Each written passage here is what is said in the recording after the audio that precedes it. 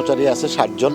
তারপর যখন আমরা মাছটা বিক্রি করি, পোনাটা বিক্রি করি, তখন তো অনেক ডিপো মালিকরা নিয়ে যায়।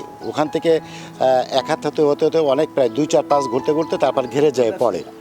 অনেক বেকার সমস্যার সমাধান হয় বলে আমি আশা করি। প্রথমে আমরা সমুদ্র থেকে মাদার সংগ্রহ করি।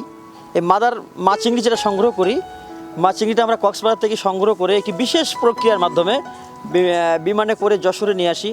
যশোর থেকে বাই রোডে আমাদের নিজ প্রতিষ্ঠান new Jamuna shrimp hatchery and কালচারে আমদানি করি। এখানে আমদানি করার পরে কিছু স্টেজ আছে। এখানে আমাদের অভিজ্ঞ টেকনিশিয়ান আছেন, যারা বিশেষ করে আপনার মেরিন ফিশারি যে অনার্স মাস্টার্স করে অনেক অভিজ্ঞ টেকনিশিয়ান যারা আছেন এবং অনেকগুলো উৎপাদন সহকারী তাদের সাথে থাকেন।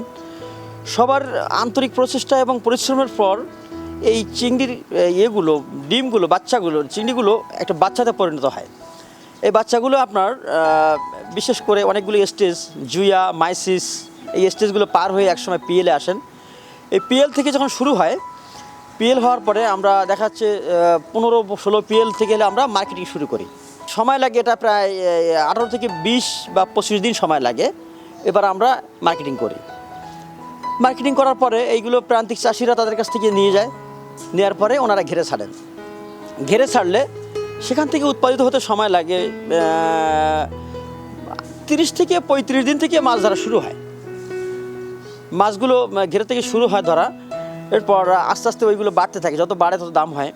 তো মাছগুলো পরবর্তীতে কেজি বিক্রি হয়, কমপক্ষে 550, 600, 700, 800, 1000 টাকা প্রতি কেজি বিক্রি হয়।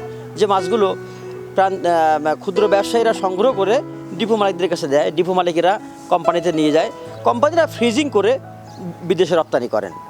ঘেরে যে ভাইরাস, এই ভাইরাসটা আসলে ভাইরাস মুক্তভাবে চিংড়ি পোনাগুলো আসলেও আমাদের ঘেরের পরিবেশে এসে ন্যাচারাল পরিবেশে অনেকগুলো ভাইরাস আক্রান্ত হয়ে যায়।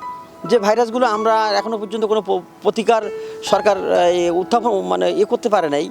যে ভাইরাসে শুধুমাত্র প্রতিষেধক দিয়ে আমরা প্রতিরোধ করার চেষ্টা করি।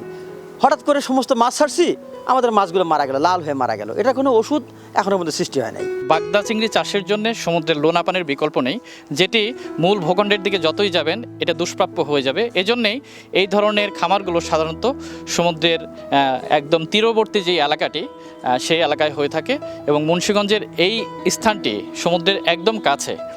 আপনারা জানেন যে পাশে এই সুন্দরবনটি কিন্তু একদম সমুদ্রের ভিতর দিয়ে এবং সুন্দরবনের ভিতর দিয়ে যে নদীগুলো নালাগুলো প্রবাহিত হয়েছে সেখানে কিন্তু সমুদ্রের পানি। আসলে ঘের একটা চ্যালেঞ্জ। এই ঘের বিষয়টা হলো যে আমাদের একটা জলাশয়, কিছু জমি প্রথম নিজেদের থাকতে পারে, লিজও নিতে হয়। অত্র এলাকায় যে জমি আমরা লিজ নেই, বিশেষ করে দক্ষিণবঙ্গে 1 বিঘা জমি 8,000 থেকে 10,000 টাকা বাৎসরিক জমি মালিককে লিজ দিতে হয়। তো এভাবে আমরা প্রায় 50 বিঘা, 100 বিঘা, কেউ 200 বিঘা, 500 বিঘা জমি একত্রিত করে আমরা ওই জলাশয় সৃষ্টি করি এবং এই বিভিন্ন ডিপো মালিকদের কাছ থেকে, হ্যাচারি মালিকদের কাছ থেকে আমরা এই চিংড়ির পোনা সংগ্রহ করে আমরা ঘেরে ছাড়ি।